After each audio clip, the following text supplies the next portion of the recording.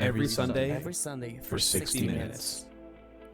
We We are are free. free. Sharing passion. Pushing the the limits. pushing the limits. This is the New World Sim Racing GT3 Sprint Series.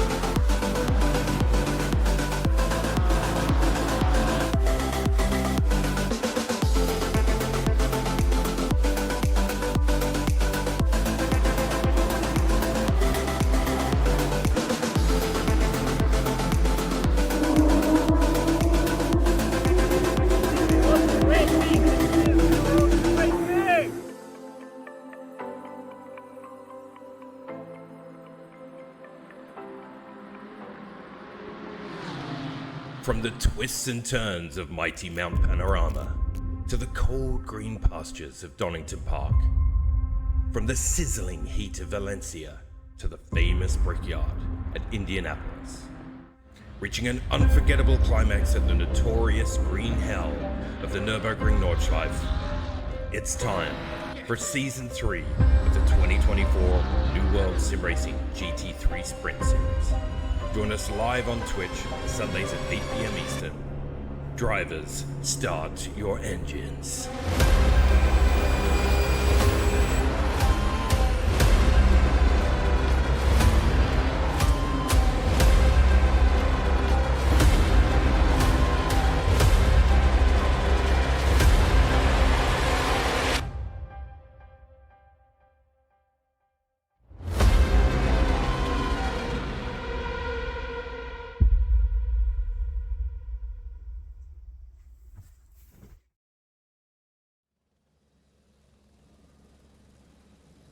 Well, hello.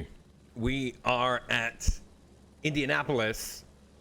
You wouldn't know it by my stream title. I feel so unprepared for this. We are at Indianapolis, not Snetterton. And without further ado, because I obviously need help, professional help, I'm going to bring in some professionals to help me this week, and that is Chris Turner and Phil Whelpcakes Milwee. What's up, guys? Come help me, because the stream title is wrong. What's up, Eric? Yeah, we're at Snetterton again. Surprise. Well, It's still round 6. Well, I am not an admin on the channel, so that might have to just get relabeled afterwards. I'm doing it right now. Oh, okay. All right. Well, do you need me to spell Indianapolis for you? It's spelled Indiana, but with Polis on the end. Yeah, that's what I figured. Okay, cool. I did write it in, if you noticed, the intro screen, although another mistake I made, by the way, I also had the driver names sitting there on the screen on the intro. So for about the first 3 or 4 minutes till I realized and turned them off. You know what? It's all good. It's just, it's been a day and we're here. That's all that matters.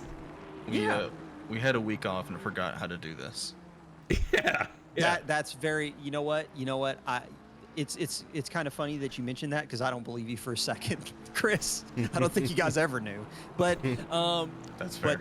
But that's the thing, though, is that one of the things that is 100% like the New World charm is the fact that, you guys got, from the presentation perspective, you got things really polished, the intro video, rough around the edges sometimes with the stream stuff. Don't take yourself too seriously. And that's the thing that makes watching this show kind of magical, is that you guys are a community of amateur sim racers, and that's it. Take it or leave it, right? If we took it seriously, I mean, we all have jobs, right? We all have real jobs. So that we have to, unfortunately, take those quite seriously.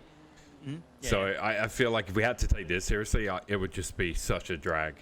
You know what I mean? Yeah. Like we'd try to get the info across and show you the race and all the rest of it, but definitely, let's have some fun while we're doing it, guys. Well, Yeah. the part that's like the best thing about it is I think the product. Like if I were gonna say like New World Sim Racing as like a stream or as like a show, what is the product that you're putting on display. The fact that you guys have like over 20 amateur sim racers that, you know, come back in season after season after season. You guys always bring in a bunch of new people. You've always got these big grids and stuff like that. And it just seems like everybody has fun. And when can we get back to the fun in like the sim racing streams? And I think that this is the place where it happens. Oh man, if you're not having fun here, then you're in the wrong place. Yeah. Like we want fair, clean, competitive racing, but we also want people to enjoy what they're doing. Yeah. Like if you're showing up just to win and you want to win at all costs and you don't care about anything else but the points, man, you're gonna have a bad time. I mean, that's the thing. If I want cheating and drama and stuff like that, that's why I watch F1. Yeah, there you go. So so Indianapolis, by the way, it is Indianapolis, as so rightly pointed out when we actually went live. yeah. You're gonna have to give me the facts about this place. Obviously, it's known as the Brickyard. It's famous for the 500 race, I suppose, and then the infield has its own delights, both motorcycle and car, from my understanding. Yeah. Anything else that you can tell us about Indy? I mean, the turn names are always kind of a mystery to me, especially when you have road circuits associated with oval tracks.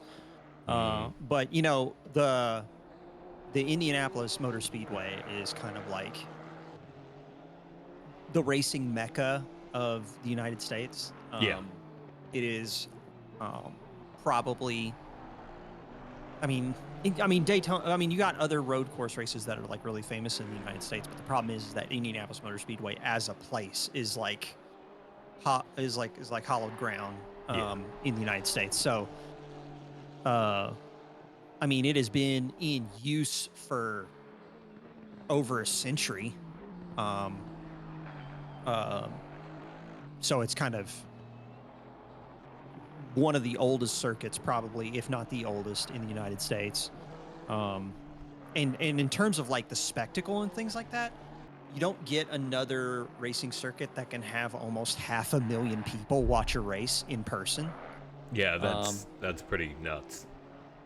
Like, I don't know what Silverstone gets up to, but I bet they get pretty big. But I mean, still 500,000 people for a sports complex. That's kind of like a uniquely American thing.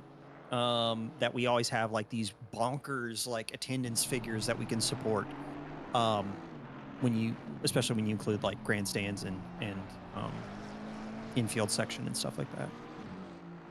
Yeah, I got you. The Silver Splits are out there doing their thing right now, putting this track to test. Carl Haslin, who's been pretty much up near the front of this class for the majority of the season, leading the way with a 35.6 at the moment, and Nick Cahoot and Joey Melidi not far behind. Yeah, I think Nick has the pace to get up to the front. He had quite a few tenths a couple laps ago, but caught some traffic, so he is attempting to give himself some more space.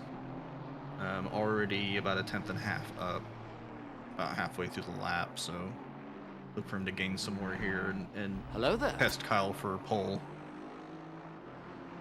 I know Joey's got some pace. He was pretty quick in the free practice earlier. He was pretty happy with a 36 flat. I think he's already under a 36 flat. He is, for qualifying so far. Yeah, so It's very nice. Lukey in chat, their first race was on August the 14th, 1909. Yep. Famously, Michael Lukey won a race here in the New World Sim Racing Pint Series in the pouring rain. So why are you not on track tonight, Lukey? This is hallowed ground for you. Got Rick similarly out there in the other Honda in this Silver Split. It's too dry out there for Lukey. It's too dry. Yeah. Flooded Indy only. Yeah, if it's not Too rough of a day to race. I hear that. It's not pouring rain. He ain't interested. Yeah.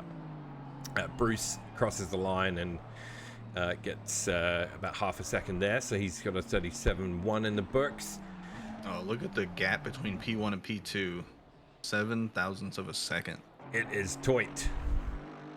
And Haslin's come into the pit, so he's called it a day. Nick is not up at the moment. Will he have time to do another lap? I don't believe he... Well, he might. It'll be close. Yeah, he might. By the way, stream chat people, I want to apologize in advance if I'm accidentally on TV cam 1 when a driver enters the pits.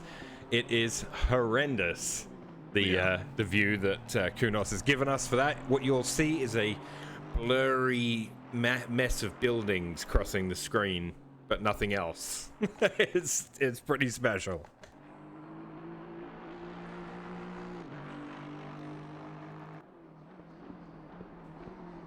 I'm looking at some other racing facts for the Brickyard. Nice. Yeah, it's Daytona's on my bucket list. I feel like it'd be fun to go to Indy, you know. Oh, you got I think for me, like, one of these days I definitely need to go to the 500.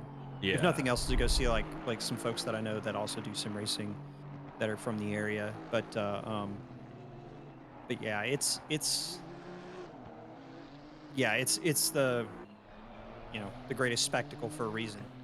So you let me know when. Well, I'll meet you on the way up there, and we can just carpool. There you go. Sounds great, man. Sounds great. Interestingly enough, so a guy that actually raced in like the early days in IndyCar was Louis Chevrolet of Chevrolet, like him and his brother Arthur.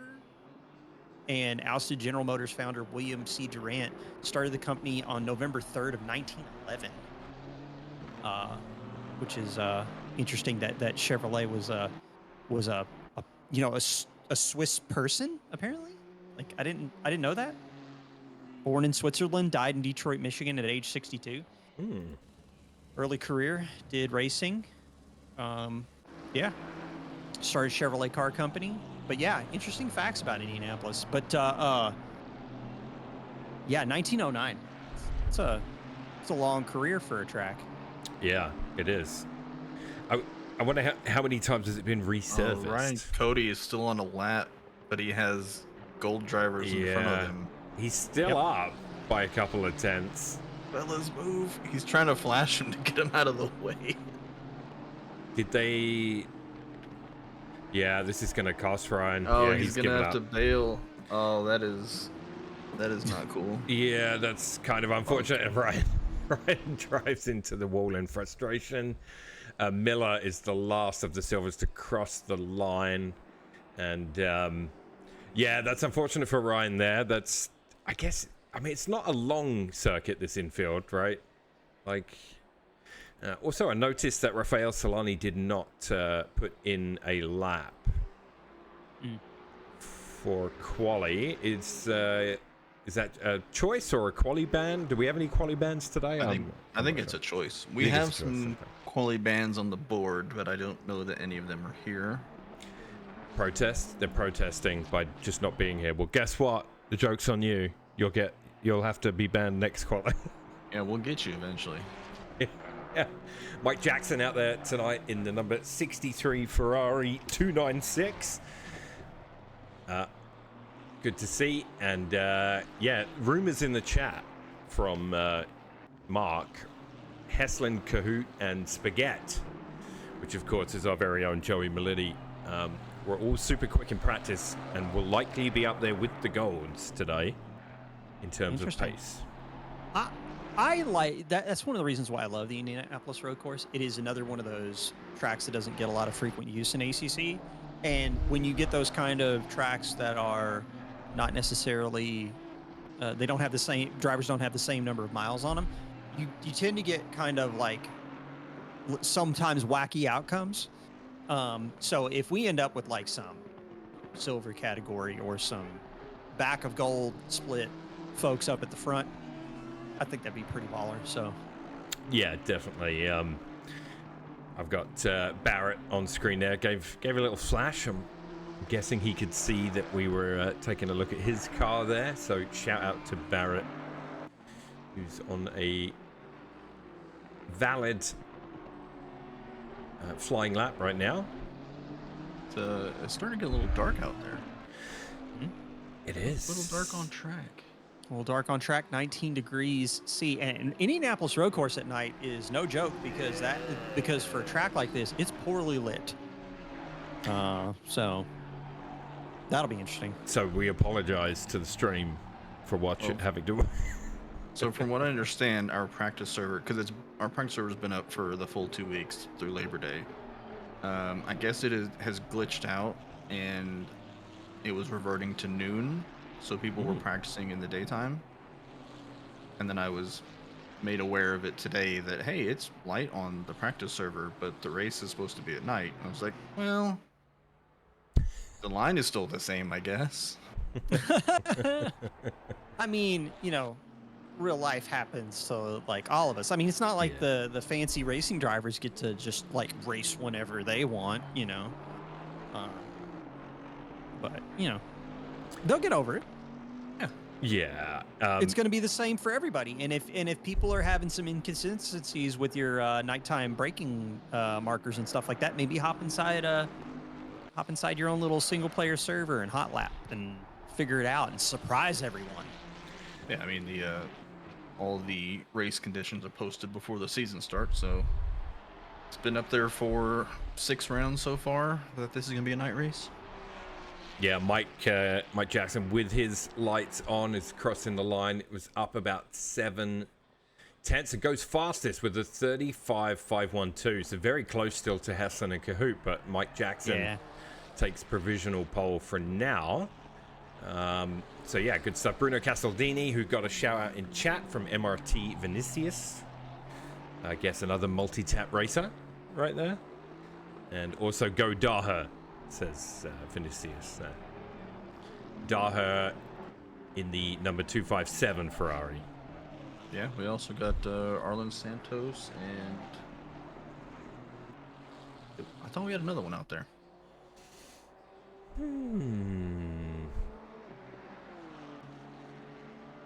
There is a lot of them.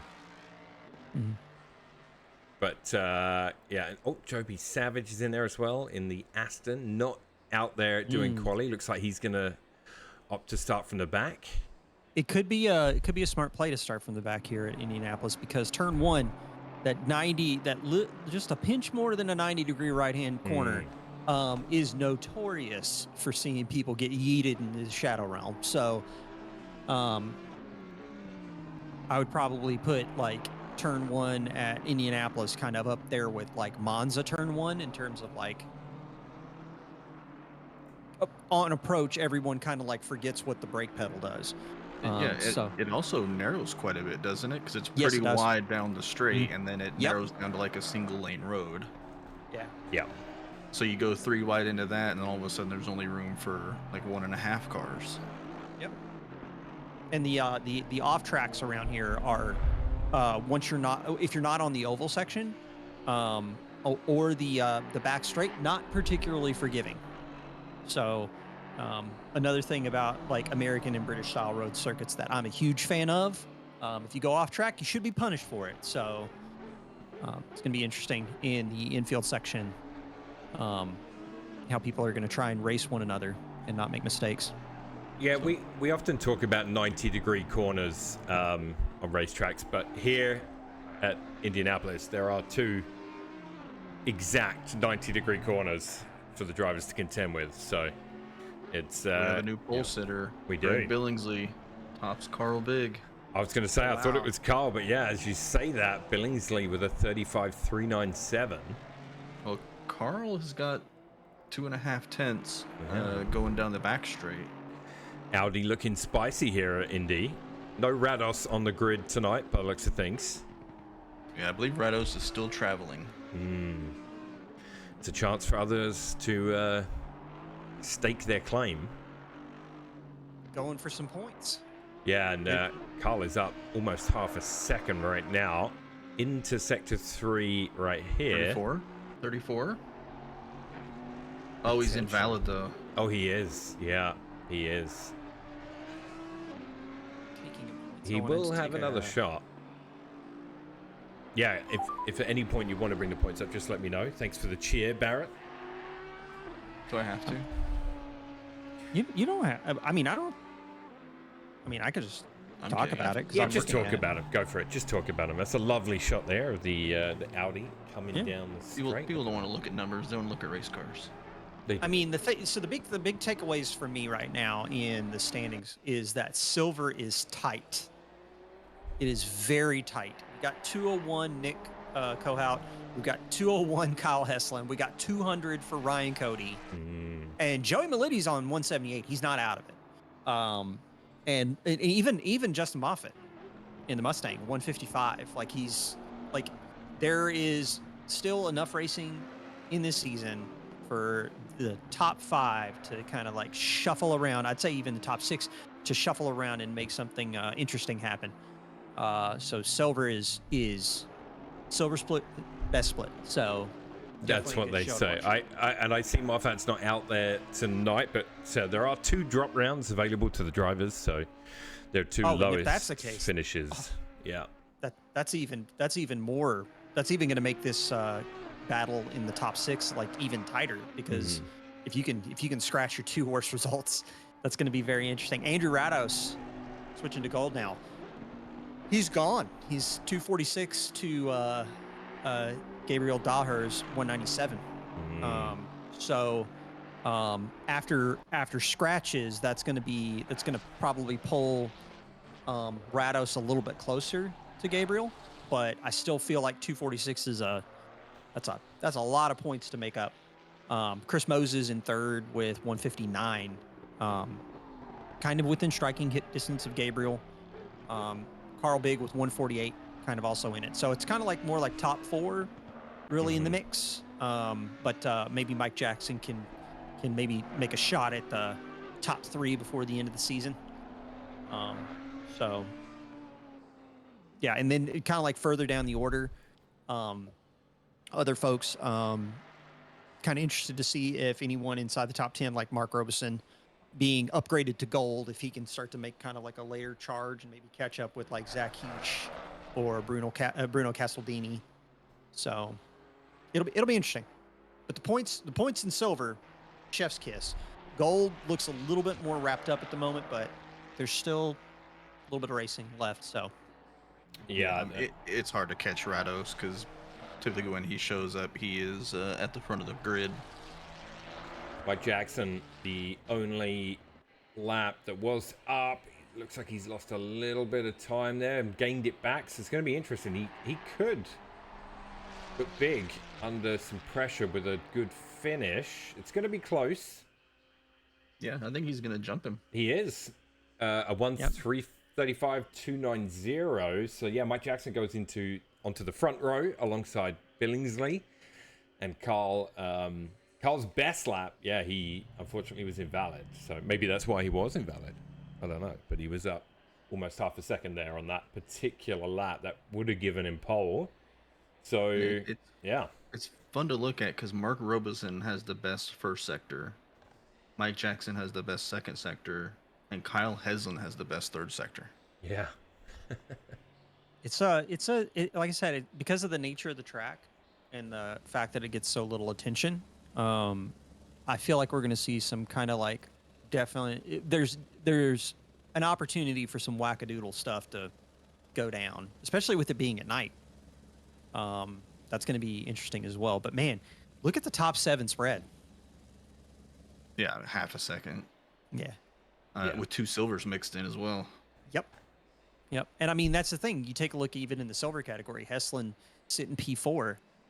Melitti in 11th is only 4/10 back. So, like, if you end up with a nice field that doesn't stretch out too much, by the time you get to that midpoint in the race and you start to see those pit stops come in, could see some people that have practiced one of the most long, boring, and painful pit roads in all of ACC. They get it right here, man, is it going to be beneficial. This is probably the one pit stop in the season that you have to nail, because if you mess it up, you are going to pay dearly for it. Yeah, you've got to fly on the entry and know when to jam on the brakes to get that thing shut down. Indeed. Chris, I'm going to bring up your screen if you're ready. I am ready. Alrighty. And it's evening. Turn your lights on, folks. We have 20 drivers on the grid, so a slightly smaller field than we've seen for a few rounds, but the darkness of Indianapolis not appealing to some. But anyway, this is your grid for round 7 of this GT3 Sprint Series. Number 1 on the front row, we have Billingsley in the Honda, Mike Jackson alongside him in the Ferrari 296, Carl Bigg and Carl Heslin make up row 2 in an Audi and Nissan GTR respectively. Bruno Castaldini in the Bentley at 5, with Nick Cahoot in the Aston at 6, Mark Robertson in the Stang at 7, Daher in the Ferrari next to him at 8, Beveridge in the Mustang at 9, Battaglia in the BMW at 10, Joey Melidi in the Honda at 11, with Moses in the Aston at 12, Carlos Guzman also in the Aston at 13, and then 2 Nissans at 14 and 15, Barrett and Cody, as the buddies will clash or collude at the beginning. Melanson in the Aston at 16, Hopkins in the McLaren at 17, Santos in the Aston at 18, with Miller in the Beamer at 19, and finally Joby Savage in the Aston. So yeah, that is the grid for Indianapolis. Should be a good one. I'm excited. Look at that. Are you guys feeling all kinds of patriotic right now? Oh yeah. I've got a bald eagle on my shoulder, and yeah.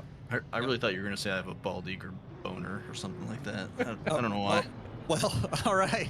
That escalated in an interesting way. But yeah, America. Hit the quota. Yeah, freedom, all that stuff. Yep.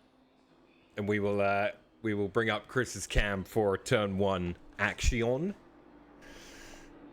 which is a 90-degree right-hander. Does it have a name? Turn 1. It's just turn 1. Gotcha. Roger that. 1. Understood. The graveyard. Yeah, the graveyard. So, where's the track map? It's right there on the right. If you look closely. Listen, there's a reason Faris is asking. So during our M2 series, we discovered that we don't have an Indianapolis track map official in our collection for our Twitch package. Okay. So I hand drew one from memory. From memory? Yes. Oh no. Is this like what happens when British people try to name the 50 states? Yeah, I mean, look, I'm prepared to bring it up and show, but I wasn't going to for the sake of professionalism. Because we're not professionals. Show it. Show it. You know what? We're about to have the race start. Let's wait. No. Let's just show it now. Oh, for God's sake. You got time. All right, here we go. This is the hand-drawn track map. It's not bad from memory. I missed a section at the end, but I kind of got it. Do you like it, Well? That is wonderful. Oh man, can you do track maps from now on? You want me to do all of the track maps? Yeah. Yes, from now on. We've been asking him that for like a season and a half. Okay. Now you're gonna want to switch back to the action. It looks like something one of my 2-year-olds drew. My daughter had an art project she had to do the other day where they had to draw something without looking at their paper. And so she was trying to draw like a hand without looking at her paper. And this is what I think Milo did. Like he had to draw Indy without looking down at the paper. Gotcha. Man. Not only do I think you should draw these from now on, I think that Chris should 3D print them and sell them as like New World merchandise. If I knew how to, it would be brilliant. I would learn how to 3D model just for that. Faris could do the printing, no problem. All right, they are ready, and they're going to. Show them what you got. Away we go for round 7. You've got turn 1 on your right. The drivers are going to scream down towards that 90-degree right-hander. This could be a spicy turn 1. You just never know. It's a great shot of all the lights there. Love it. It's like, is ACC lighting physics going to let us see the cars? Let's find out. We are 3 wide, but I think everybody has survived turn 1. I think Bruno might have had a scrape with the barrier on the inside. It definitely looked tight. Yeah, we have a yellow flag. It's Battaglia that's at the back of the field right now, so something went on for him. Main cam activate. Main cam activate indeed. All right, there we go. So we are underway in somewhat of a heli-cam view at the moment, as you see Billingsley looking to put Mike Jackson under early pressure on lap 1.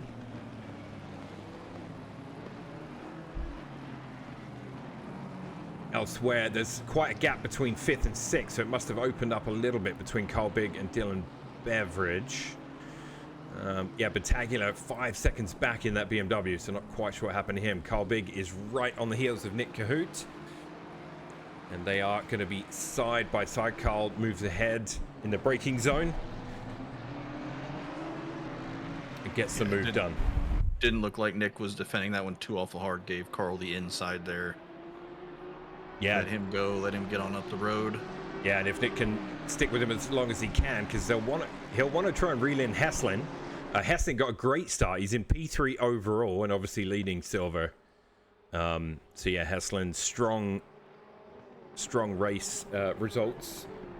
Could get another one here today after a good start. Battle of the Mustangs going on. I think Mark Robeson just got by Dylan Beveridge going down the straight.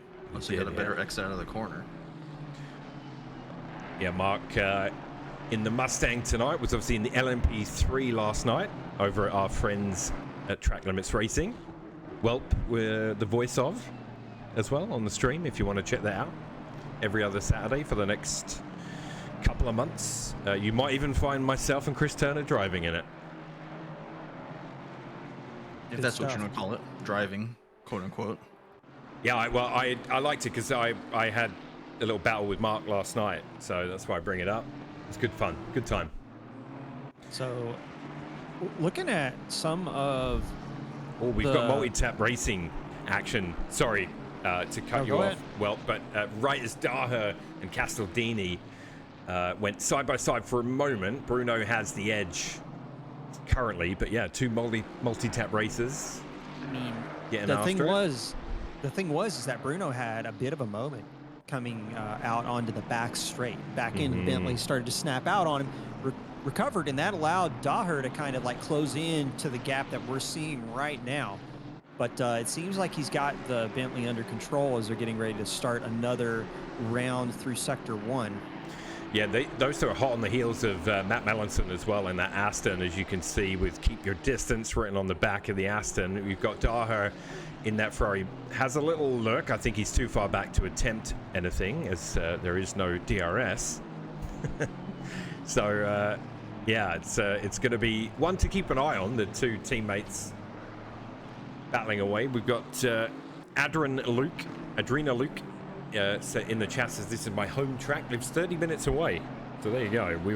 Oh man, that's the dream. Yeah, we were talking about how fun it would be to go to the Indy 500 or any race there, really. The drawback to living in Oklahoma is there are no tracks close by.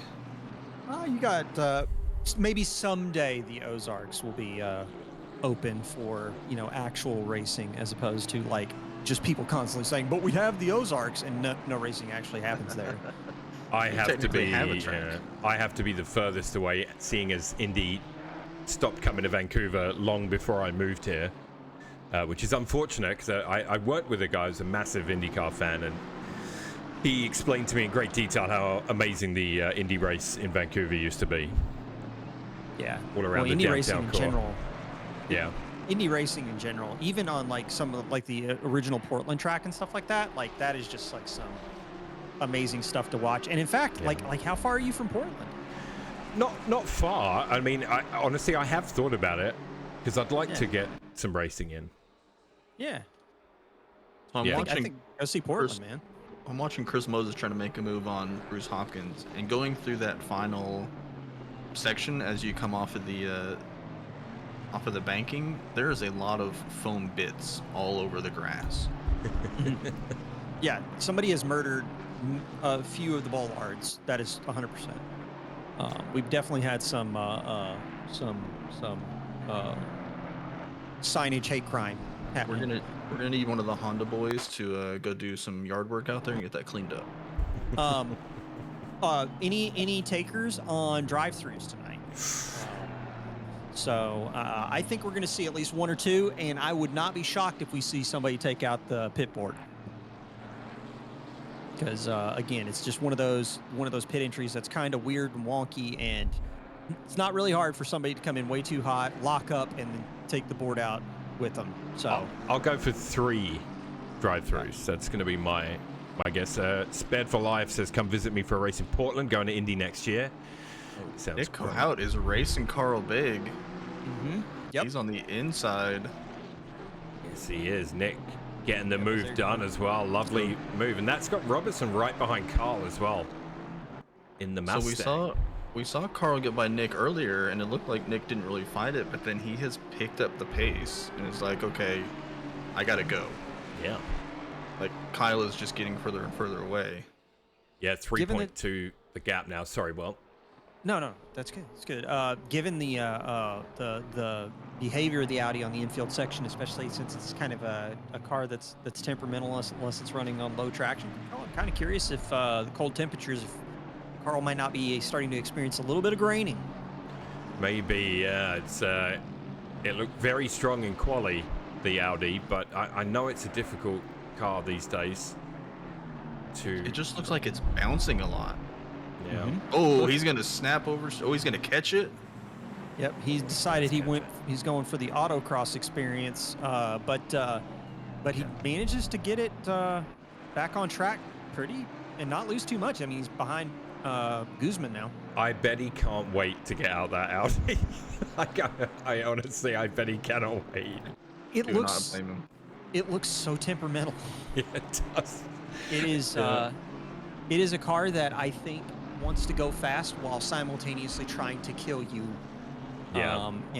Yeah, that usually is a recipe for a car that can be very quick for those that can tame it, and an absolute murder barge for people that cannot figure it out. So I drove it for one race last season and then changed. Oh, you did, yeah. So looking at after a few laps, things have settled down. We've had about 9 minutes. Barrett must have lost out on that lap one somewhere because he's down in P16 in the GTR. And obviously he was right up there just ahead of Cody. So I'm not sure what happened to Barrett, but Ryan Cody in P10 with Moses right on his heels. The gap's been going, I've been keeping an eye on this. It's been going since Moses went past Hopkins. The gap between him and Cody has been going up and down from about half a second to a second. So one to keep an eye on there. Moses looked like he went deep into the braking zone there. So Cody got a better exit. So yeah, we'll keep an eye on this one. I'm kind of curious from like a racing strategy perspective. If you're a person that can like take a race like this one, cool temperatures, nighttime, really being good with the tires, I really wonder if the mega undercut could like work out here. Like pitting like 10, 15, maybe even like 20 if you wanted to go as close to like the middle point, but still get the undercut in, and then just run the tires to death to the end of the race. I wonder if that would be a really good strategy, especially given kind of like pit lane's nature, and also having clean air from doing the mega undercut. But nobody pulled the trigger yet, and we're almost 10 minutes in, so I guess we'll see. Yeah, we got Joby at the. Sorry, Chris, go for it, mate. I was gonna say there's some gaps out there, so there's some guys who do have some clean air, but then you've got like Ryan Cody who's stuck behind Joey with Chris Moses coming up behind him. Mm-hmm. You know, that might be something to think about. Like, do I want to be stuck in this pack, you know, for the next 20 minutes, or do I want to get out of it and just run my laps? Yeah. Indeed. Lovely close-up shot here of about 10, 11 cars coming down the straight towards turn one with the Mustang of Dylan Beveridge centered. He's still behind Robertson, looking to reel in his fellow Stang. That's a great shot of the Mustang there coming through sector one. You love to see it. Beautiful car. Yeah, Joby Savage moves past Miller. I think Joby's on an arrive and drive, so I think that's why he didn't quali. I don't know that he's done any or many laps here at all. since Indy was added to ACC. So like you say, not a lot of races tend to happen here, well, on ACC. So Can we get a Greg Cam? As either you can redeem for a driver on board. I can give you a Greg not just- Cam. No. We're not giving away free Greg Cams. Okay. You want it, you pay for it. E36, you've been told you got to redeem it with your channel points. I can give you a Greg Cam, but not for free. And Greg, currently right now, I'll show you to him. There he is. He's in P2. If you don't have the channel points, let me know. Yeah, if you don't have enough channel points. Oh, there you go. Welp says, give me the Greg. There you go. Well, So, I got yeah. Greg's on board. Oh, perfect. All right. I'll let me bring up the side by side. I love it. This is great stuff. So What a softy you are, Well. I am. I What an look- abs- well, no. I looked at it and it's like I was like suddenly like I was complaining about earlier this season. I didn't feel like I had channel points, and then I looked today and suddenly I have like 22,000 channel points. I'm like, I'm flush. Yeah, might as well spend them. yeah. Did you win like a drive-through bet or something like that? I don't know. I don't know if I won a drive-through bet, but I've got 22,000 points. So I'm like, man, either like the Twitch gods have like decided to like shine their light down on me or something happened. Because Ooh, that all of is a a sudden, lot of counter steer Yep. we're seeing from Greg. Yeah, that Honda went for a side. We almost stream sniped him like massively right there. Can somebody was play the, like? Can we get a Tokyo Drift redeem? Do we have that? the thing I was going to say is we did have a question about over/under on Honda deaths. We might actually see one. Yeah, we may. Greg is. Yeah, Dylan Sauer asked. Gotcha. You know, yeah, Greg, during this lap, I think with that drift, has lost about half a second because he was about 1.8 seconds behind Mike Jackson, who's leading. And yeah, as you see, Greg deep into sector 3 now. I don't want to jinx it or anything like that, but Jackson is definitely my pick. I feel like Oh my Mike gosh. Jackson is Listen to this. so. Go ahead. The tire squeal coming from Yeah. Greg's car as he exits the final Yeah. corner. It's pretty gnarly. But back to Mike Jackson. I think when it comes down to mixed conditions, or not necessarily mixed conditions, but unusual conditions, like Mike Jackson is just absolutely rock solid because the man puts in the work, learns the cars, learns the tracks, and I think that this sort of scenario suits Mike Jackson perfect. Yeah, I'm a big Mike Jackson fan. I've practiced with him a whole bunch. He's always super helpful as well, and you know, even though he's dialing in his car, always helpful with the setup suggestions and learning the track. So yeah, yeah, good to see him leading the race here. And I'm gonna move to someone else in case I snipe him. Stop talking about it. Yeah. Yeah. No, if things go completely sour, everybody can just be like, just ban Whelp Cakes because he's an idiot and he jinxes everyone. We got Battaglia, who had an incident lap 1. He's got his way past Melanson, runs a little wide on the exit there of whichever corner that is. And yeah, he's got some work to do still, but he gets past Melanson. So elsewhere, Carl Biggs down in P8 now. So that was after the incident After that he had, moment he had, yeah. He's got Carlos Guzman. They're going to battle potentially on the exit. Carlos takes, well, the only real line, I suppose, somewhat of a defensive line, and Carl will have to set him up.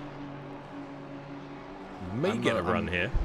I'm waiting for word from the number 8 garage on how Carl's tires are doing, because I watched him for about half a lap, and there are a lot of black marks coming out from the back of his car.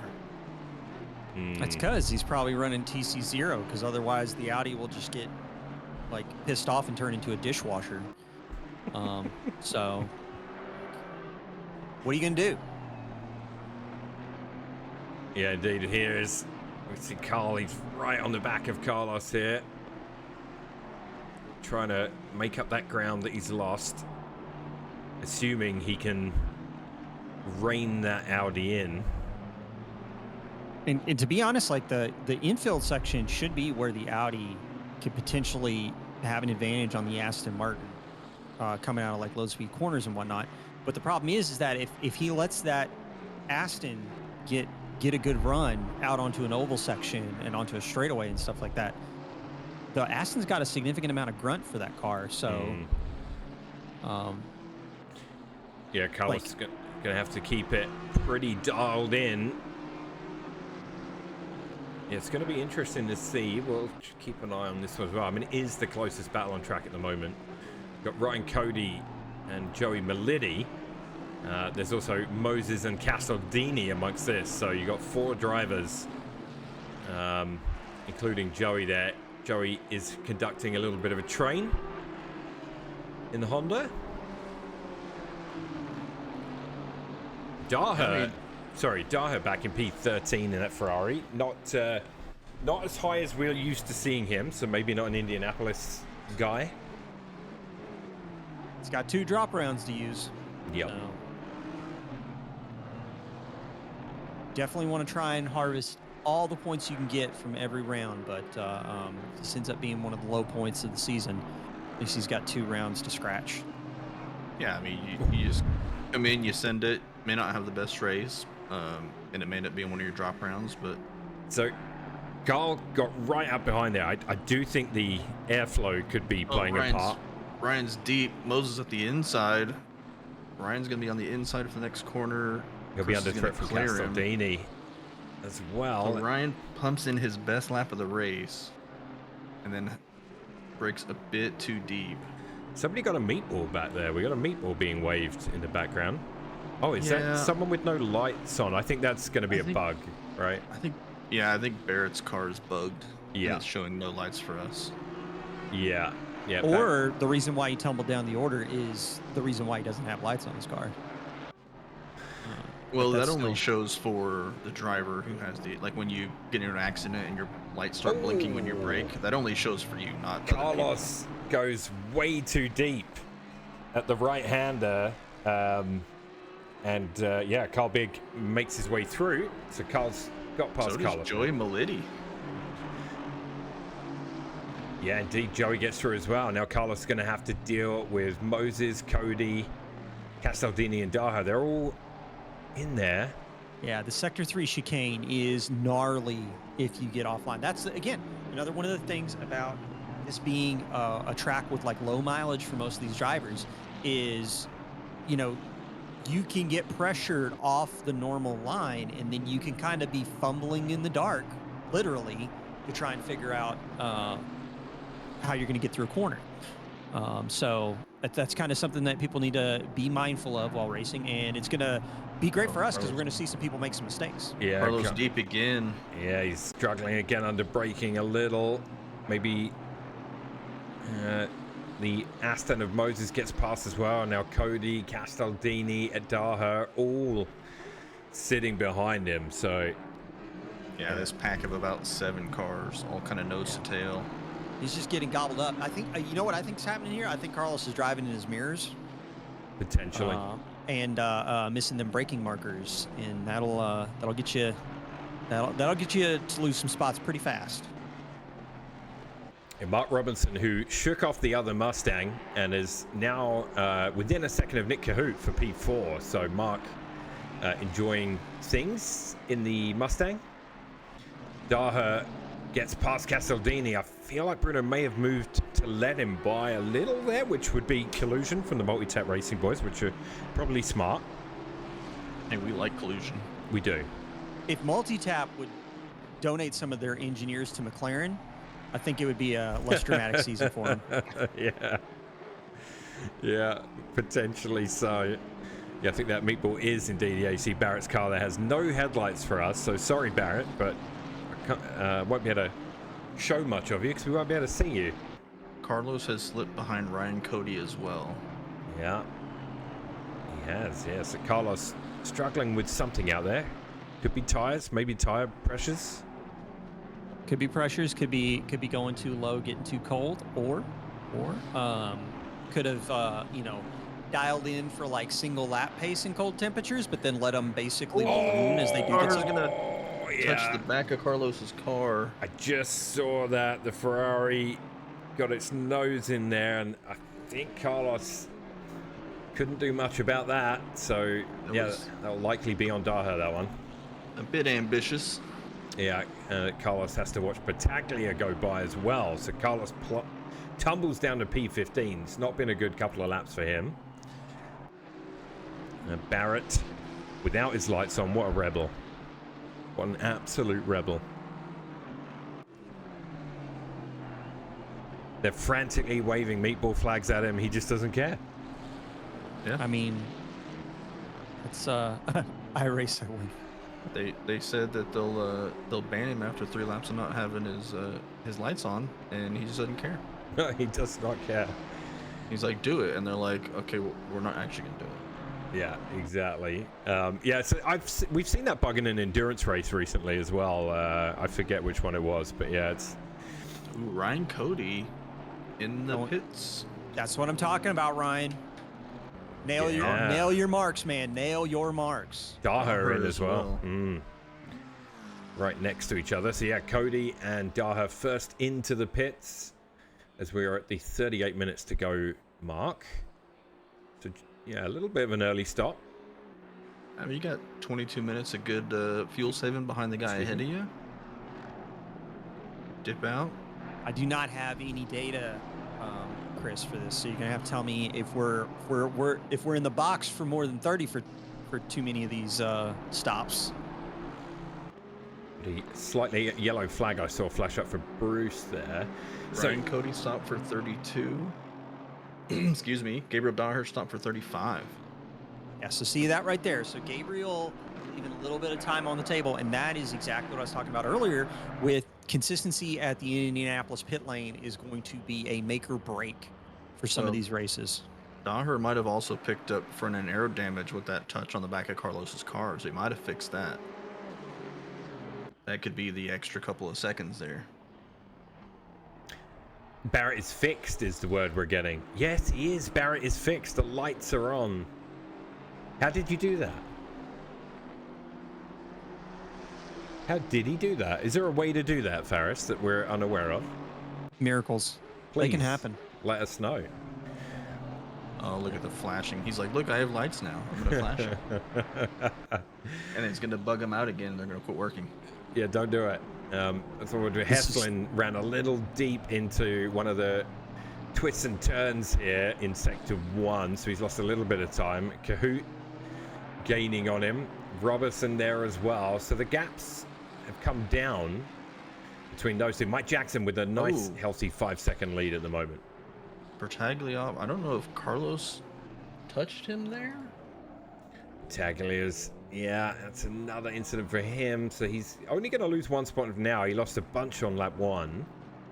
Yeah, that registered a contact for that one. So as awful as I've been watching this, as awful as TV Cam 1 is for pit entry here at Indianapolis, it is. There's some beautiful shots out on the track, especially at nighttime here. Like a lot of tracks, Cam 1 is a little bit but we're getting some great shots of the cars. Here's where I'm gonna say, as a game, it would be interesting if Kunos would just add stadium lighting. Anyway, I know everybody's gonna be like, but it's a simulator. It's supposed to be real. It's not entertaining. like for me, it's like let's see the cars, show us the cars. But you are correct. Especially the start-finish shot is particularly beautiful when you get a bunch of cars like lining on from the oval exit onto the front straight. Yeah, exactly. Yeah, Faris. I mean, you're right, Faris. It is.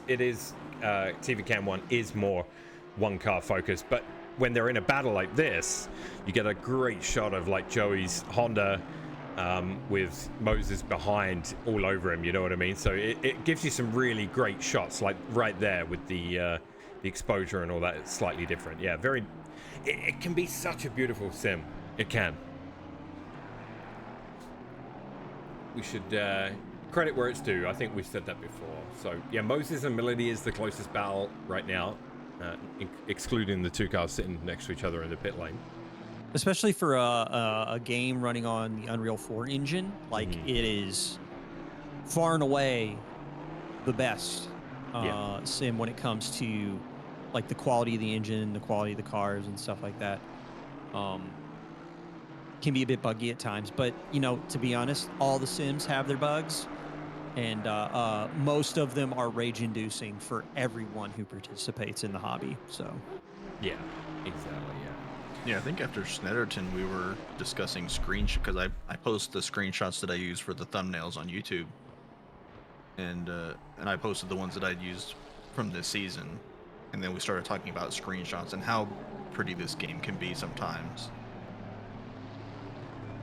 So you just had Barrett Cycler's Lights. Love it. Love it. Gotcha. That's good to know if anyone asks in the future how to fix that. We might have a battle for silver lead brewing. I see, yeah. I got that focused on here right now. Kahoot and Heslin. Might be time for Heslin to think about pitting, perhaps. we're getting close. We're getting close. And I think, and again, I think if you are somebody who has practiced and you're confident and you're ready for that pit stop, I think the undercut around here is going to be the way you want to take it. Because if you pressure people into trying to cover you off and they goof up and make a mistake and lose a bunch of time in the pits, it's a win-win for you. So it'll be interesting to see what people commit to as we get close to the halfway point.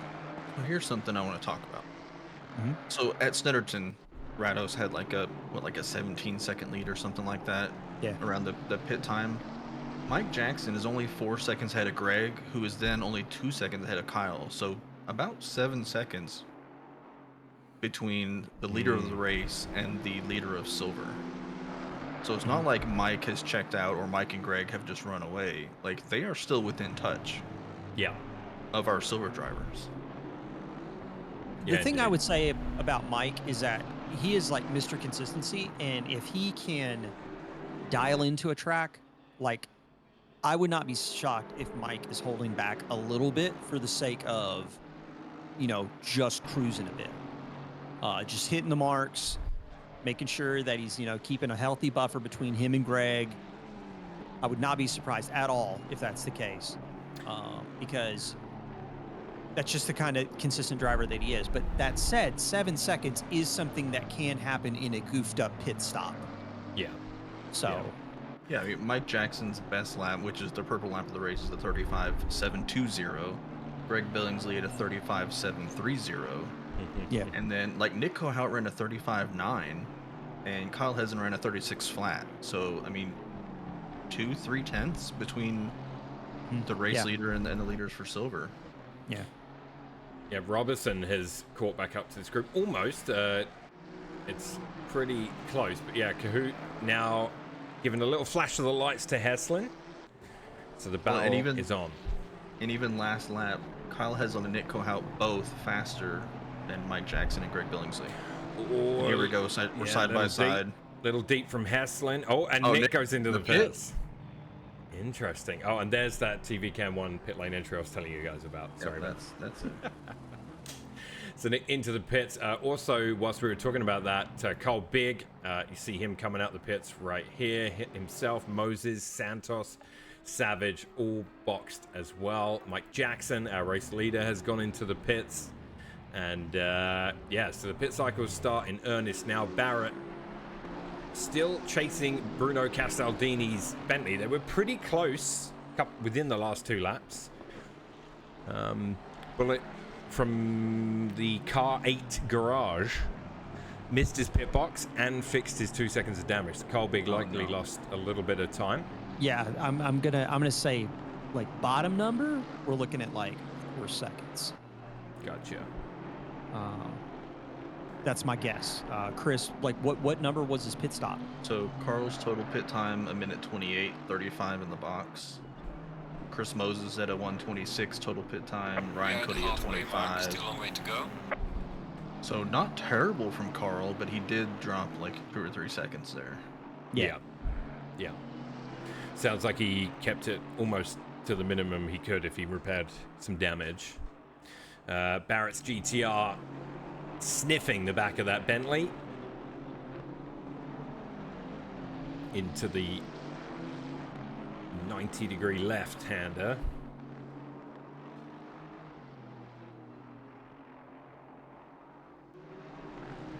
We talked about it earlier at the start of the cast, but this back straightaway, very similar to the start-finish straight in that you have such a wide track on corner entry and then narrowing down to, barely able to fit 2 cars side by side.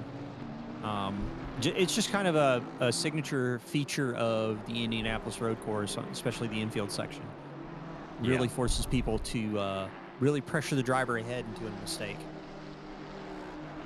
Yeah, definitely. Bruno opting to get away from that and goes into the pits, so Barrett will go on through. And about half the field of box now. Not many large gaps. You see Billingsley, obviously he's pit from net P2. Got a Mustang in there, Haslin's in there, so yeah, nice shot of some cars sitting in the pit lane. No real close battles out there at the moment. We're going to enter that phase of the race where we have a lull. Oh, Greg is going to come out either next to or behind Dave Miller. Oh yeah, it's these two. The slowest drag race you've ever seen. Very It colorful. looks like Mike Jackson's going to clear him. Yeah, we just saw Mike go past. The cameraman struggled to capture all 3 cars there. They're going to go across the line, and yeah, Miller's Oh, gonna Dave Miller picks up stop go 30. Oh no. That must have been for entry, I would imagine then, because his... Could have been entry. He might have hit the button a little bit too early. Yeah. On the exit. Oh, too bad. So Miller, yeah, is gonna. I mean, if he hit the button early, he had a very slow exit out of the pits. Yeah. Must have been entry, yeah. I'm thinking it's got to be entry. So it looks like Mike Jackson and Nick Kohout both stopped for 32 seconds. Greg Billingsley stopped for 37. Yeah. There you go. Like, I mean, this is just one of those tracks where... Is that tires, though? Because it's 5-second difference, right? I would assume so. It is a 5-second difference. I think probably for me, though, I'm still like... It still seems like a big delta. Yeah. Yeah, he dropped 4 seconds total pit time. And so now he's behind Nick Kohout.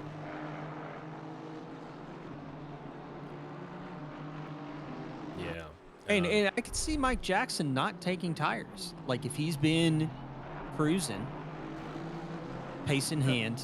I mean, it's not super hot on track. It's only 17C out there, so it's not like they're cooking.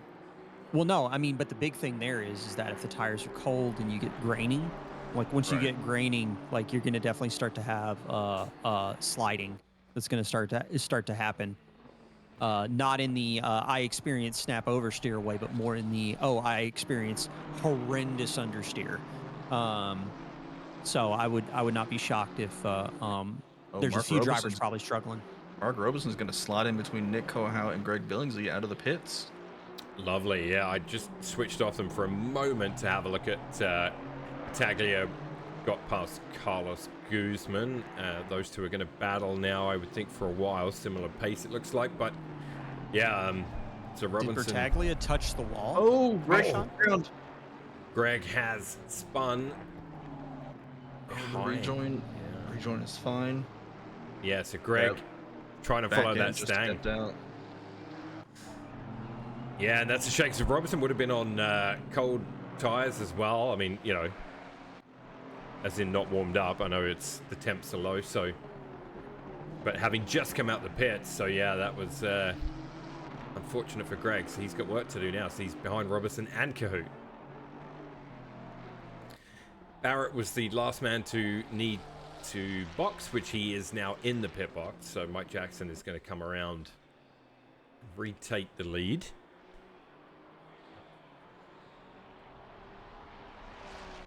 Well, man, the amount of difference that a good pit stop makes. Mm-hmm. I mean, a complete shakeup at the top, except for Mike Jackson. Yeah, Mike is indeed back into the leaders. We see Gabriel Daha. Glenn? I was going to say Glenn. Dave Miller is off to play Rocket League. Miller has left the building. We are down to 17 according to my race control, so we've lost 3? 3 drivers have I believe Yeah, so. that'd be 3. have left. Another track that attrition is usually pretty big on. Yeah. Barrett going to see where he comes out of the pits now. Moses has got past him. Here comes Joey. Is Joey going to get past him? I don't think so. No. Barrett is in front of Joey and right behind Moses. Hard to battle with somebody when you come out the pits, obviously. I mean, I did it yesterday. Holy cow. I came out of the pits right next to another LMP3. Yeah, it was crazy. Good fun. Daha making moves. Carlos Guzman's got back around Battaglia, so maybe Battaglia had a moment because he's dropped back a couple of seconds. Yeah, his lap has gone invalid. Yeah. So Barrett getting lots of screen time here, involved in some more action with Moses ahead of him. Carl Big moves within a second of Beveridge in the Stang. Can Carl put anything together from here? It's been an up and down race in the Audi by the sounds of it.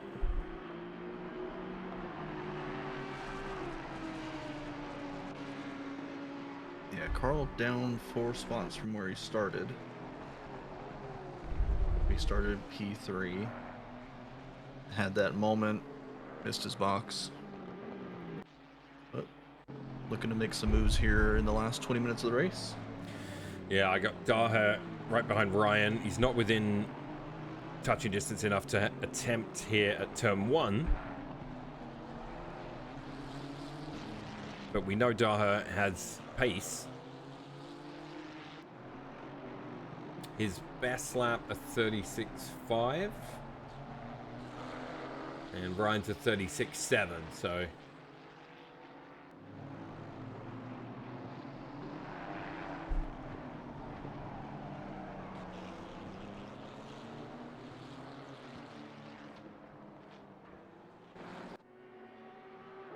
Oh, Carl did get past Dylan, did he? Yeah, I'm looking at Dylan's car. It looks like he has some damage on the front. He's on an invalid lap too, so yeah, maybe we missed... And I saw a bit of flashing from, I believe that's Arlen Santos's car, so I don't know if there was an incident there. Gotcha. 75 and 15, yeah, there's a registered contact. Gotcha. Okay, so we missed that, but that's enabled Carl to get on by up into P6. The Nick Cahoot, who, yeah, one stage early on was quite a way behind Heston. I mean, you know, a couple of seconds or so. But Nick leading the silver split, and this would give him the lead of the silver championship as well, I believe, based on Welp's information earlier. Yeah, it's gonna be interesting. I'm looking through the close battles on track. This isn't stretching out like I'm used to seeing with other Indianapolis races. Like Indianapolis, tracks like Indy, tracks like Laguna, tracks like Valencia, because of the nature of them not getting as much miles as some of the more popular tracks, tend to see the field stretch out as people, like, mistakes compound over the race. But I would say, actually, this is probably like one of the closest races I've seen in Indy in a long time. Yeah, other than the pit cycle, I don't think we've had a section of the race where we haven't had, you know, a gap more than a second. We've always had a battle going on somewhere.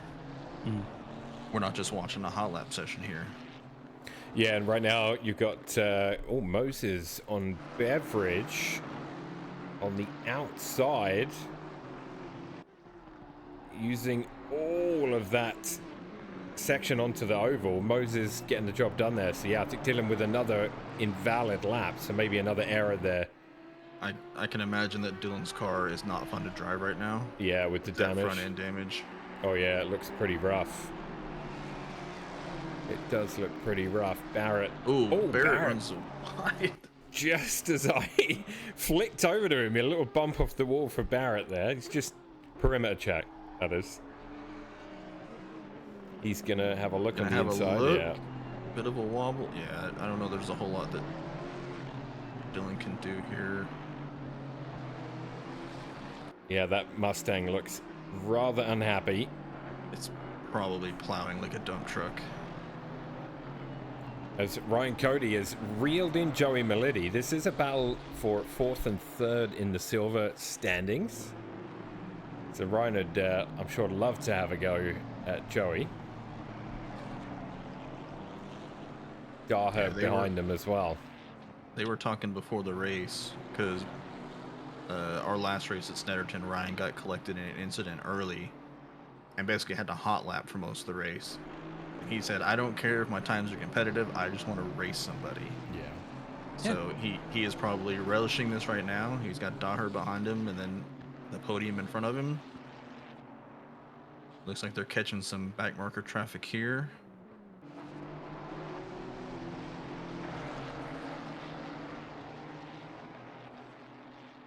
Yeah, and the Aston stays inside. Yeah, Arlen making it nice and easy for everybody to get by.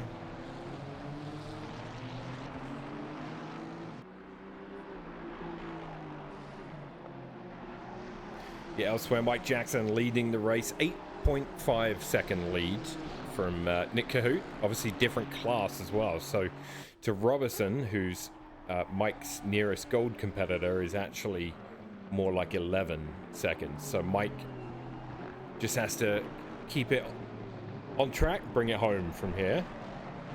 Yeah, I noticed a minute ago. I was gonna mention it, but I didn't want to jinx him. Now I guess have. he heard us. I guess he heard us talking about him, and then he just started pumping out best lap after best lap. He's like, I'm just gonna leave all these guys behind and drive off into the sunset. I mean, that's the thing. I've been kind of guessing whether or not he was holding back a little bit, because I mean, Ferrari and Mike Jackson, like, name a more consistent pairing, and then also like he's raced the Ferrari and ACC now for like probably almost 4 years at this point, if not 5. Like Joey takes out Dylan going into that left-hander, and Dylan was struggling with that group coming up behind him. Unfortunately, Joey just clips him, and they that damaged Mustang takes another hit, and it's gonna be Cody and Daher that get past Joey. So Joey leading that trio is now sitting behind them by 5 seconds. So yeah, that was a costly corner, that one. That is unfortunate. Gave him the old Prego right off the track. So here we go. Mike Jackson's best time, a 35.6. Nick Cohout just put in a 35.7 along with Mark Robeson. That also could just be light fuel. Like we're getting to the home stretch of the race, and these guys are lapping with low fuel tanks. And if they've been taking care of their tires, you know, the car's gonna feel great. Talking about Greg, obviously he came out behind these guys after the pit cycle. He's got the gap down, Billingsley this is, to just over a second to Robertson ahead of him. That would be for P2 in gold and P3 overall. So Greg is on the charge, put in a 35.4 as his best lap, and 35.790 was his last lap. So yeah, Greg also making some moves potentially here. Yeah, I mean, is he driving angry or is he driving focused? I mean, right now it's seeming to be that he's driving focused. So just don't make the Honda angry, because it will kill you. I mean, the other thing is funny is that, you know, he had that spin like right out of the pits and stuff, and his team name is ACC, is a tire pressure sim. On the side of his car, it says driving sort of angry. Well, all right. So that answers your question.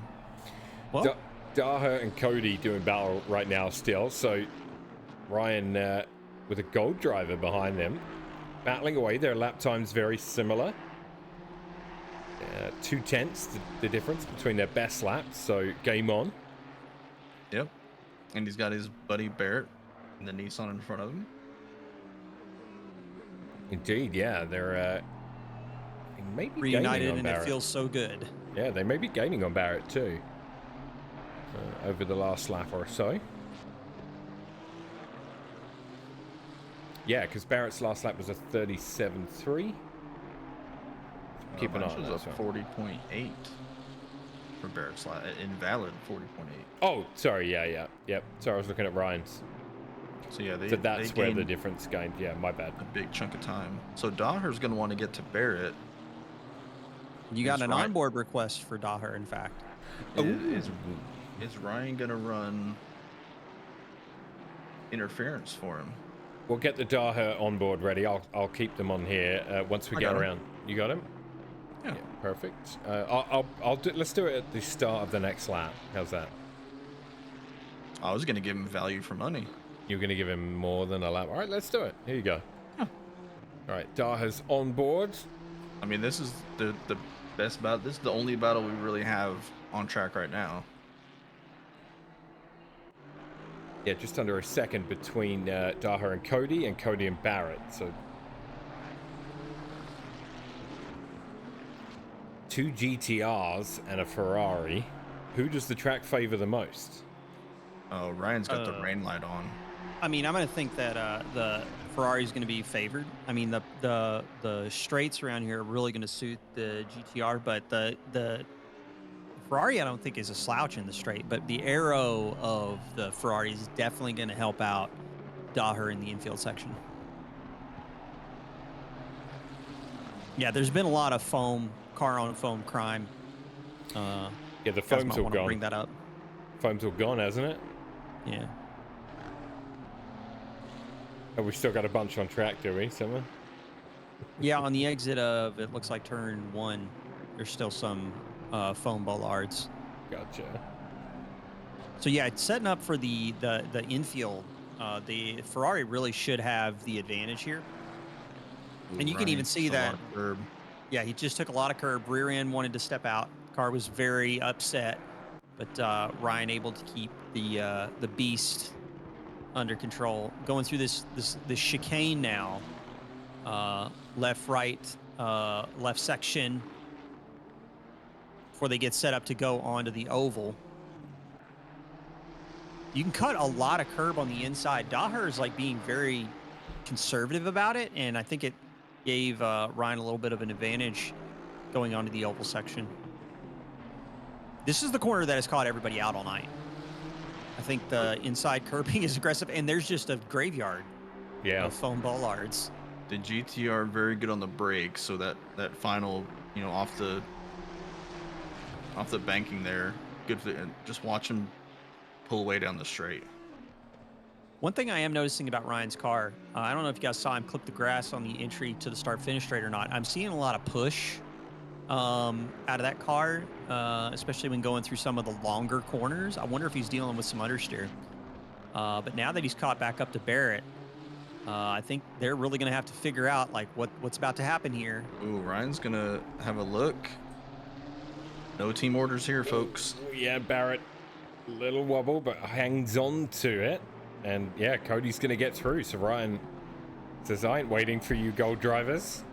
All right, main screen activate. We've given him enough value for money. Whoa. Ooh, Daher almost gets in the back end of Barrett.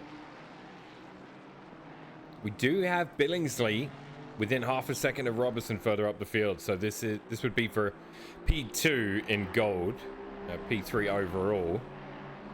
But yeah, Greg has caught Robertson, so Honda and Mustang about to do battle. And we'll see.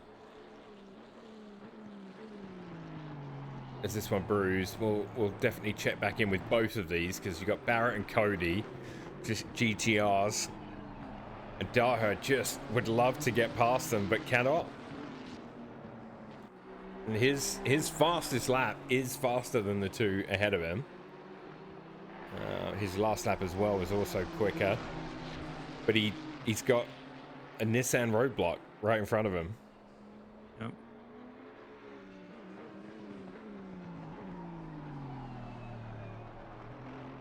Yeah, he catches them on the infield, and they just they pull that gap back out. Mm-hmm. Yep. I do think in low speed stuff, Ferrari should be stronger. Under braking, Ferrari should be stronger, I think.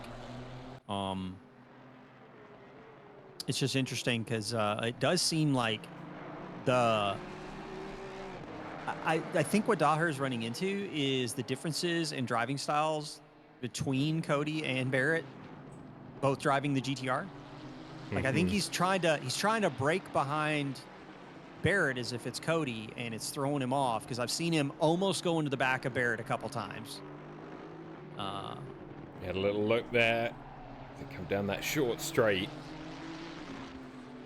Unfortunately, yeah, the Nissan just as soon as it gets in a straight line seems to be able to hold that Ferrari off.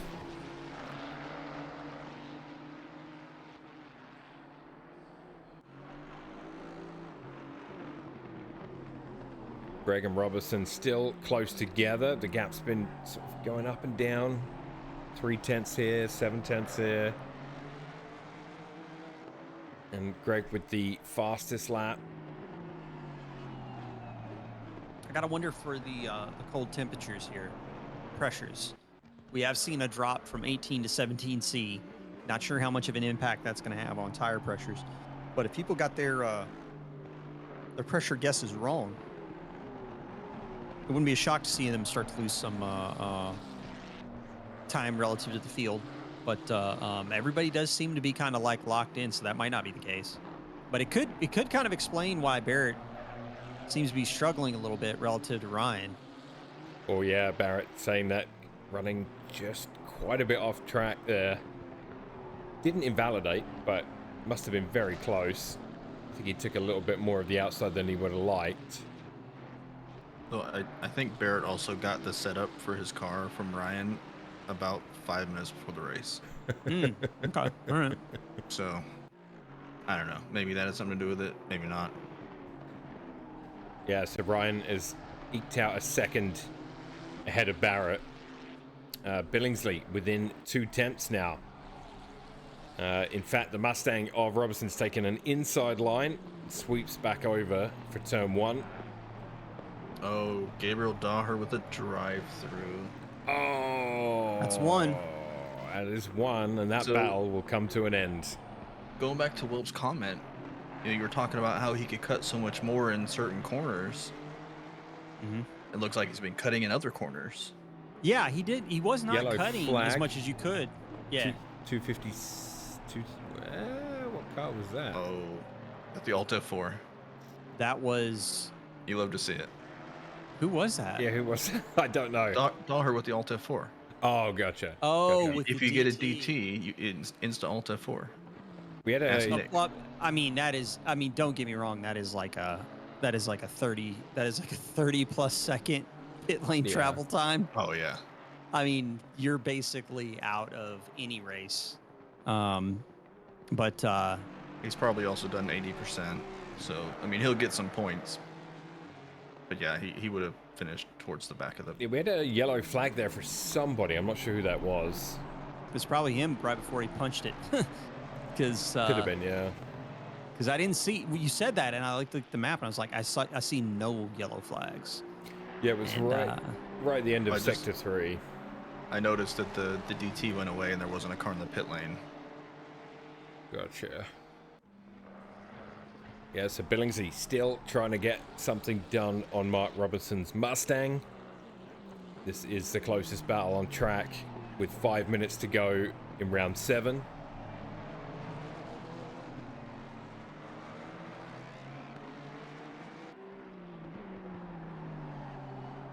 I don't know, Yeah, man. Bill- I think Go ahead. Nick Kohaut's my driver of the day so far.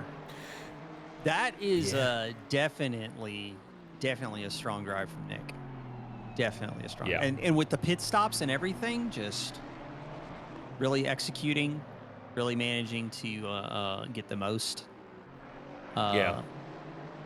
out of everything from this track. Because that's the other thing too about a track like Indianapolis. Like, you could be really skilled in a particular car, but to be good at Indy, you got to be skilled at Indy. You can't.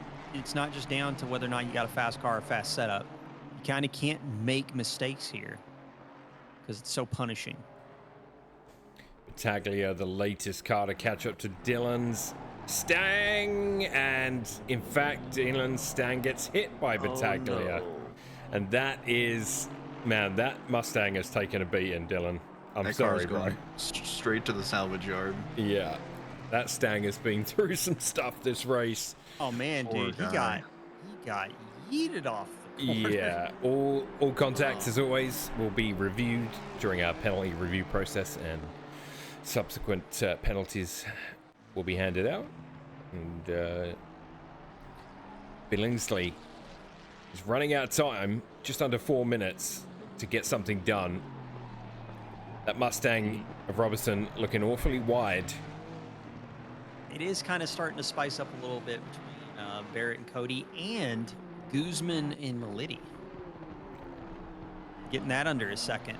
So looking at the speed trap down the straight, Mark Robeson with 266, Greg Billingsley with 262. So using the grunt to stay ahead. although I'm seeing Billingsley's like rear I was going to is say sliding. that looked a lot. a little drift going on there, but he didn't lose much time, so I'm not sure. It could have been right on the limit, I suppose, but using that they're catching Nick Kohout. They've erased about a second of that gap over the last couple laps. As we wind down below 3 minutes here. yeah, Mike Jackson with a 8-second lead. Mike out there. And Mike's lights are in fact showing us off for us now as well, but we won't worry about it. We know it's just a bug. It's an esports game. That's right. Billingsley all over the back of the stand. Got a strong sector 3 as they go on to the start-finish straight. The Mustang will have to take a defensive position once again. So this is becoming a pattern in the last sort of 5 to 10 minutes. But the Stang down that straight seems to have more grunt. Yeah, we'll have this one and one more.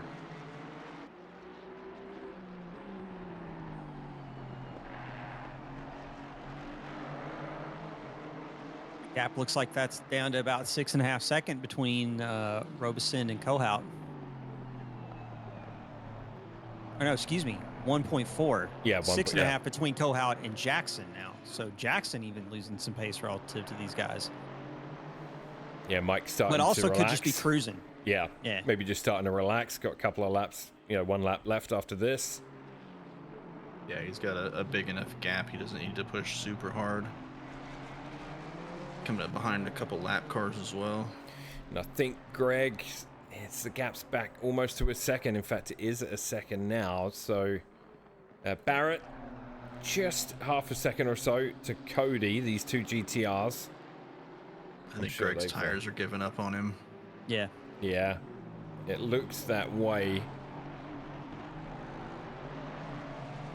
Guzman and Melitti, just under a second between them. It's Barrett and Cody. So we should see white flag here in a second. Okay, the leader is on the final lap now. Give it Yeah, all there you is can. Mike Jackson in the Ferrari, number 63 Ferrari on his final lap, leading round 7.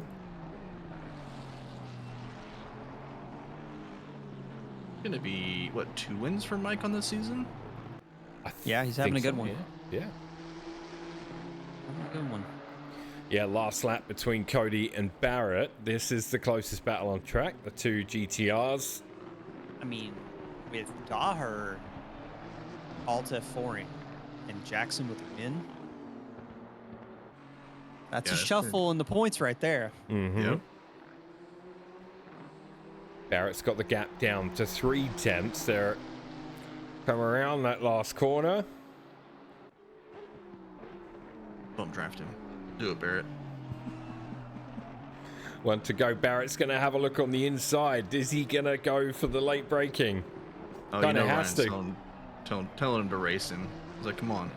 And he does. Barrett goes through on the last lap at turn 1. Gets the move done. Billingsley still half a second. He's in sector 3. I just don't think there's anything he can do. Robeson's 8/10 from Kohout. Like, Yeah. he's so close. Yeah, they're catching traffic as well. Yeah. Yeah, there is Nick. And Jackson coming across the line. Yeah, Mike Jackson wins round 7 at Indianapolis for the gold split. So close. Nick Cahoot will take P2 overall and P1 in silver. Mark Robertson and Greg Billingsley make up the gold podium. So solid drive from those guys, all of them, honestly. Kyle Haslin will take P2 in the silver split. Yeah, good race from Kyle. Nice and quiet. Yeah, lights flashing away from the GTR. So, yeah, really good stuff. And then Ryan Cody is going to take P3. So another podium for Ryan. Also having a really strong season in the silver split there. Carl across the line, probably happy to be done with this one. Yeah, Carl Big takes P6 overall, P4 in gold. So still not a bad result at all. Moses P5, Barrett will take P6 after that move on Ryan Cody, who does finish P3 in silver. Joey Melody will come in P4 with Carlos Guzman right behind him. Man, looking at the overall with where the silver drivers are positioned in the podium spots, it is going to have little to no effect on the actual silver championships because, again, Nick and Kyle are tied with 201 and Ryan Cody has 200 points going into this race. They are going to be still so close. Yeah, that's great. Nick Cahoot on the screen here. Yeah, see, Mike, congratulations on the race win. Well done, dude. Good stuff. Great stuff. Well, that was a fun one. Yeah, we don't get a lot of races at Indy. I like it. I do like it. It's a good race. It's a good track. Again, I really love it when you see racing on some of the like forgotten ACC tracks. Because again, it's just one of those things where you can have some really like wacky outcomes because everybody's kind of somewhat unprepared. Yeah. Yeah, indeed. Where are we headed for round 8? Anyone know? Round 8, I got you. Give me 2 shakes. So round 8, you guys are going to Imola. Well, you're coming with us.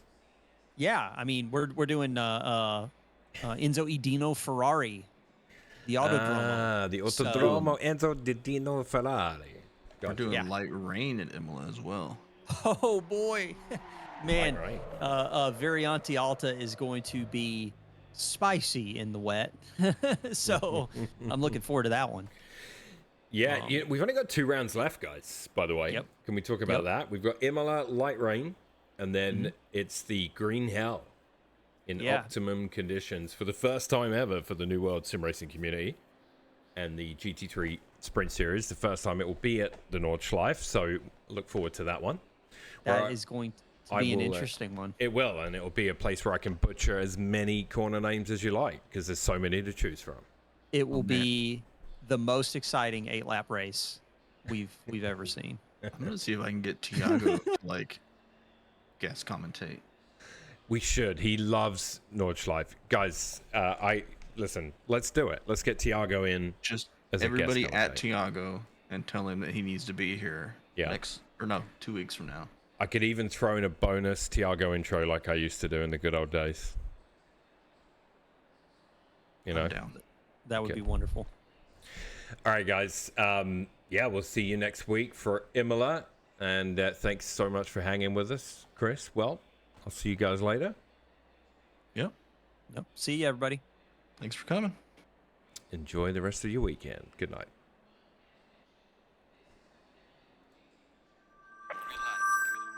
Every Sunday for 60 minutes. We are free. Sharing passion. Pushing the limits. This is the New World Sim Racing GT3 Sprint Series.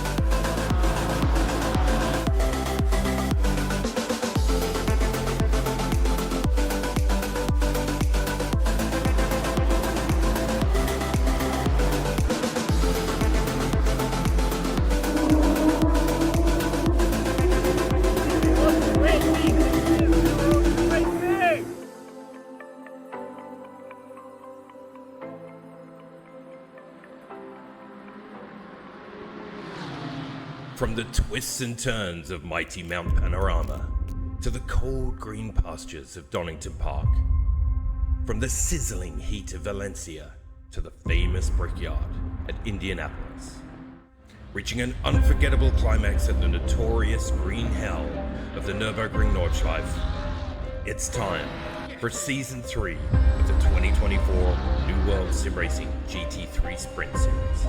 Join us live on Twitch, Sundays at 8 p.m. Eastern. Drivers, start your engines.